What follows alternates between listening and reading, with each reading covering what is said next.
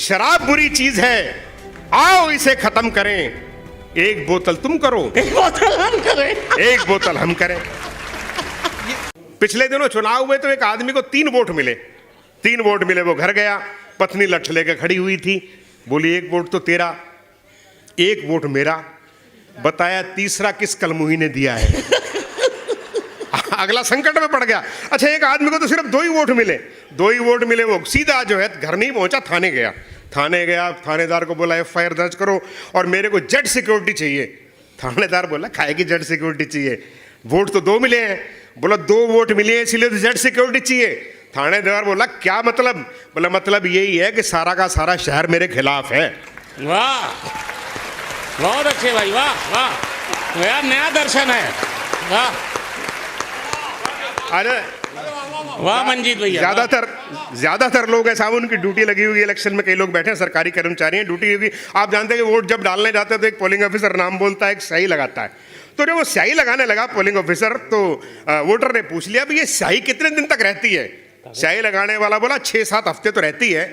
बोला फिर उंगली छोड़, तू मेरे सर पे लगा दे, हर हफ्ते डाई कराने जाना पड़ता है। तो हर आदमी अपने अपने हिसाब से, अपने अपने फायदे नुकसान के हिसाब से काम करता है। अच्छा, ये हमारे विधायक महोदय बैठे हैं, मोदी जी बड़ी शुद्ध हिंदी में बात करते हैं, बड़ी बढ़िया हिंदी बोलते हैं, गुजराती हैं, और हिंदी का उन्होंने सम्मान किया है बहुत ज़्यादा। और मैं बताऊँ, उन्होंने खुद ही बताया कि उन्होंने हिंदी सीखी कैसे। मोदी जी ने बताया कि मैं चाय बेचते बेचते हिंदी सीख गया। आपने पढ़ा होगा, सुना होगा। द्विवेदी जी वो बोले मैं चाय बेचते बेचते हिंदी सीख गया। भाई इसमें क्या खास बात है? आधा पंजाब दारू पी पी के अंग्रेजी सीख गया।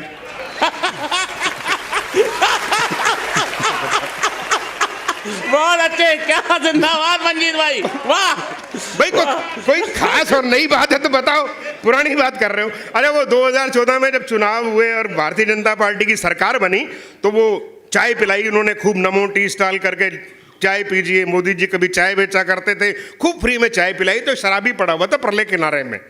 बोला ये मोदी जी अगर 7-8 दिन किसी शराब के ठेके पे भी काम कर लेते तो इनका क्या बिगड़ जाना था? ताली वाली आप बजा दीजिए मस्ती से जुड़ जा के। अच्छा है भाई। तो देखिए, हर आदमी अपने अपने फायदे की सोचता है, अपना लाभ जहां देखता है वहीं सोचता है। वो समाचार छपा अखबार के अंदर कि मंगल ग्रह पे बर्फ भी और पानी भी है। आपने भी पढ़ा होगा कि मंगल ग्रह पे बर्फ भी है, पानी भी है। एक शराबी बोला दारू और नमकीन तो यहीं से लेके जानी पड़ेगी। तो अपनी अपनी स्थितियां, लेकिन मैं तो साहब यही कहूंगा कि शराब बुरी चीज है, आओ इसे खत्म करें। वाह वाह, क्या संकल्प है। शराब बुरी चीज है, आओ इसे खत्म करें। हाँ, देखो सही संदेश कविता में होना चाहिए। शराब बुरी चीज है, आओ इसे खत्म करें। एक बोतल तुम करो, एक बोतल हम करें। एक बोतल हम करें। अच्छा, अपनी अपनी सोच के हिसाब से चलता है। भाई मेरा मतलब ये, एक बोतल तुम फोड़ो, एक मैं फोड़ूं, एक नाली में तुम बहाओ, एक मैं बहाऊं, ये सारे के सारे वहीं पहुंचते हैं जहां ये पहुंचे हुए हैं। इसीलिए कहते हैं बहुत पहुंचे हुए लोग रहते हैं। अरे ये खास देखी चीज़, ये उत्तर प्रदेश है, मैं तो हरियाणा का रहने वाला हूँ साहब। अब आपके यहाँ मित्र के हिमांशु कांडपाल हैं। हाँ, कर्नल हिमांशु कांडपाल। कर्नल हिमांशु कांडपाल है, हमारे पास गोपाल कांडा है। ये कांडों को पालते हैं, वो कांड करता है। तो ये अलग अलग अंतर है साहब। अब आपके यहाँ योगी जी हैं, हमारे पास राम रहीम है।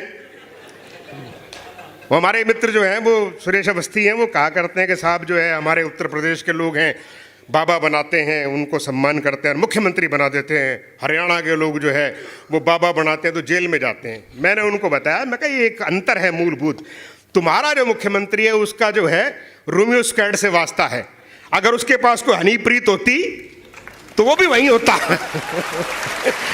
ये चीज़ों का अंतर है, मूलभूत चीज़ें नहीं होती है तो समस्या जो है वो खड़ी रहती है। मैं आपको इस समय की सीमा है और लोग हैं, मैं आपको एक रचना सुनाता हूँ और एक आज मैं भाई गीत सुनाऊंगा। कैलाश गौतम जी की स्मृति में कार्यक्रम है। स्वागत। और जो भी कवि है वास्तव में वो किसी भी रस में लिखे वो मूलतः गीतकार होता है। और मैं एक गीत मेरा मन में पढ़ने का मन है, वो आपको सुनाऊंगा बाद में। हास्य के लिए सुनाने के लिए बहुत कुछ है, कोई दिक्कत नहीं है। मैं 21 बार दुबई गया हूँ साहब। मैं हमारे जो वहाँ आयोजक थे उनकी इसी साल जो है वो स्वर्ग लोक वासी हुए। भरत भाई शाह उनका नाम था। मुझे बताया करते थे, मुझे बोले देखो महात्मा गांधी गुजरात से, सरदार पटेल गुजरात से, नरेंद्र मोदी गुजरात से। मैंने कहा आसाराम बापू जो है वो कौन सा इलाहाबाद का है? भाई वो भी तो गुजरात का ही है। बहरहाल मैं एक रचना सुनाता हूँ आपको। देखिए किसी ज़माने में जब ये खालिस्तान की डिमांड चली थी, गोरखालैंड, बोडोलैंड, खालिस्तान की डिमांड चली थी। तो ये छोटी छोटी मांगे हैं, लोग जानते नहीं स्थितियाँ क्या। तो मेरा एक मित्र हुआ करता था, नाई का काम करता था उसका परिवार। वो बोला, मंजीत भाई कुछ लिखो ना इस पे, को हास्य की रचना लिखो।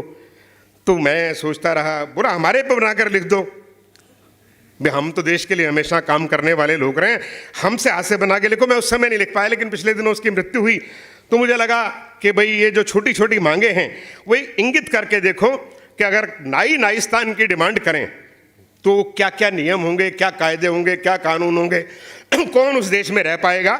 ये सारी स्थितियों को देखकर मैंने एक रचना लिखी, आप मजा लीजिएगा, आनंद के लिए है। ये कैसे चमकेगी ये, कैसे चमकेगी ये उस्तरे की धार देखना, कैसे चमकेगी ये उस्तरे की धार देखना, जब नाइयों की बनेगी सरकार देखना, कैसे चमकेगी ये। और देखिए क्या कायदे कानून होंगे कि बाल जो कम कटवाएं अपने दुश्मन कहलाएं, बाल जो कम कटवाएं अपने दुश्मन कहलाएं, उनके राशन कार्ड और लाइसेंस न बनने पाए, उनके राशन कार्ड और लाइसेंस न बनने पाए, जन्म मृत्यु शादी पर कानूनन बाल कटेंगे, कि जन्म मृत्यु शादी पर कानूनन बाल कटेंगे, दाढ़ी वालों के घर छापे हर रोज पड़ेंगे, सीमा में ना घुस पाएंगे सरदार देखना, जब नाइयों की बनेगी सरकार देख। ताली वाली बजा के मस्ती से आनंद से लो। सरकार देखना कैसे चमकेगी ये उस्तरे की धार देखना। आइए साहब, बैठिए बैठिए बैठिए, स्वागत है आपका। कोई दिक्कत नहीं, मेरे को हाथ जोड़ने की जरूरत नहीं साहब। हाँ, ये हाथ तो भी इधर ही जोड़ो, ये जो संस्था के लोग हैं, आपने चंदा दिया तो बल ये उल्टा जोड़ देंगे, नहीं दिया तो कहेंगे लेट क्यों आया था। अपना कोई लेना देना नहीं है इसमें। हम आपका स्वागत करते हैं बड़े सम्मान से, बड़े प्रेम से, बड़े प्यार से। और देखिएगा आप चलो यार, देखिए शहर के लोग पहली बार इतना बोलता हुआ सरदार देख रहे हैं। ऐसा है 10 साल की चुप्पी के बाद भाई, ऐसा है अगर वहां भी कोई महिला बैठी होती तो सरदार भी चुप ही हो जाता।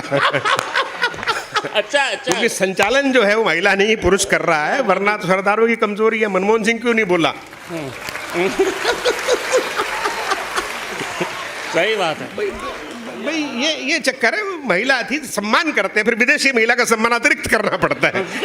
अतिथि देवो भव, और देवी का तो और ज्यादा सम्मान करना पड़ता है, और आज तक किया जा रहा है। अगले की सारी वीडियो डालते, चुप रहता, बोलता नहीं कि मैंने कुछ कहा था। ये बांग्लादेश के मामले में तो खैर छोड़िए। आप देखिए, रेजर प्रयोग करने पर जुर्माना लगेगा भारी। ये नहीं है कि नाइयों के शासन में रहे और घर पे चुपचाप जो शेव रेजर से बना लो, ऐसा नहीं हो सकता। रेजर प्रयोग करने पर जुर्माना लगेगा भारी, घर जाकर शेव करेंगे नाई केवल सरकारी, घर जाकर शेव करेंगे नाई केवल सरकारी, शेविंग साबुन उत्पादन सरकारी तंत्र करेगा, कंपनसेशन और फाइन का निर्णय वही करेगा, गंजों पर पड़ेगा टैक्स का दुगना भार देखना, जब नाइयों की बनेगी सरकार देखना। और जो जिनके सर पे बाल नहीं वो टोपी लगाकर धोखा देते हैं, उन पर ज्यादा टैक्स और लगेगा, सरचार्ज भी लगेगा। भाई जो सामने मुकाबला कर रहे हैं वो तो ठीक है, लेकिन जो उसको छुपाते हैं उन पर दुगना लगेगा। और देखिए अंतिम बंद देखिए इस कविता का है जी। अब सब जीएसटी भी, इनकम टैक्स भी, कई सारे टैक्स लगेंगे। और सुनो, उनकी तो जो है बेनामी संपत्ति के मामले में कुर्की भी हो सकती है। हाँ जी सर, नहीं मजा लीजिए। और देखिए कौन कौन क्या बनेगा। कोई नहीं, कोई महत्वपूर्ण बात है तो कर लो भाई। नहीं, अभी वो 26 जनवरी आने वाली, क्या पता किसको पद्मश्री मिल रही हो, मैं खाम काट जाऊं बीच में आकर। समाचार दिया उन्होंने पद्मश्री पर, आधे घंटे बाद आप पलट कर फोन करें तो बोले तुमने उठाया नहीं, हमने दूसरे को दे दी। वाह वाह।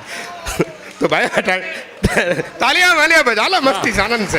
एक और विशेष बात, आज यहाँ देश भर के लोक कलाकार भी भारतीय लोक कला महासंघ से आए हैं, जिसके अध्यक्ष राष्ट्रीय अध्यक्ष भाई अतुल यदुवंशी जी हैं। मैं उन लोक कलाकारों के लिए भी एक तालियां आमंत्रित कर रहा हूँ।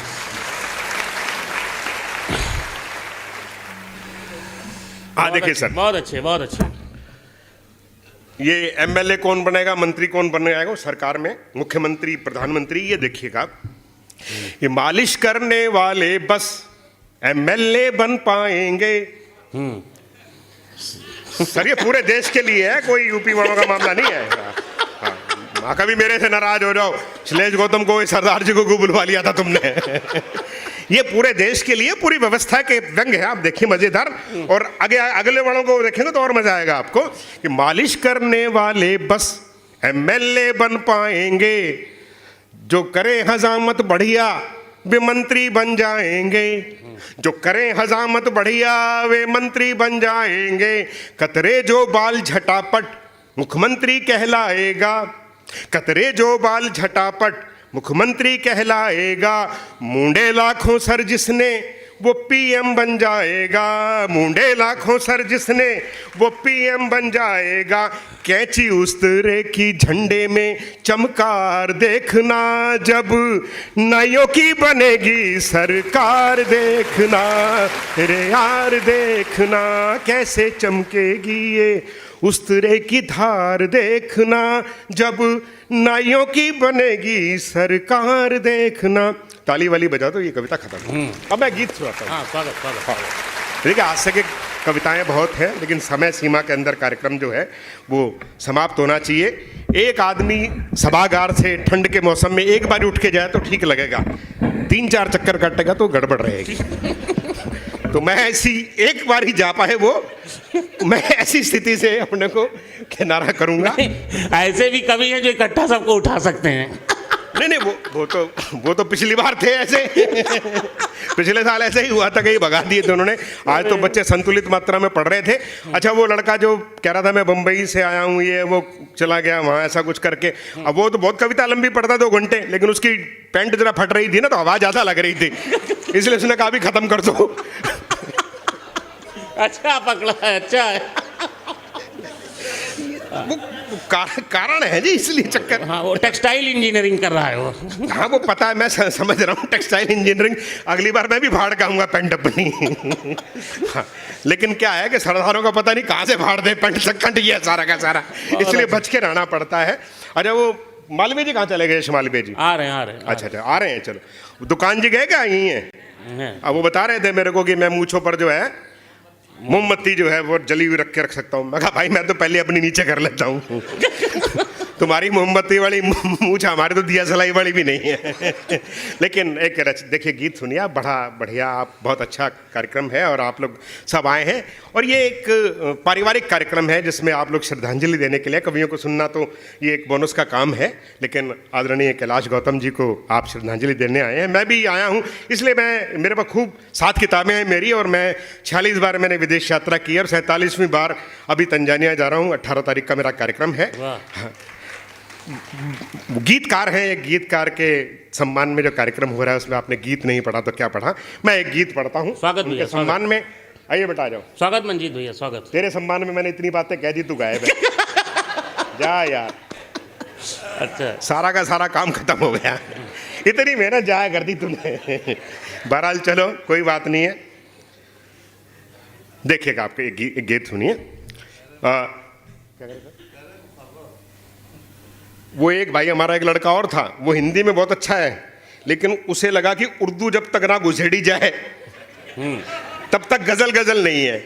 ऐसा कुछ नहीं बेटा, जो भाषा निकलती है ना प्रवाह की तरह, जैसे पानी है गंगा का चल रहा है, अब उसके अंदर ज़बरदस्ती बीच में जो है कहीं पत्थर डालोगे कि इससे लहर बनेगी, उसका कोई फ़ायदा नहीं है। जैसे प्रवाह है, चलते रहना। तो जो भाषा अपने मन की है, जो आपके अंदर की भाषा है, उसको आने दो। मेरा पंजाबी मेरी मातृभाषा है।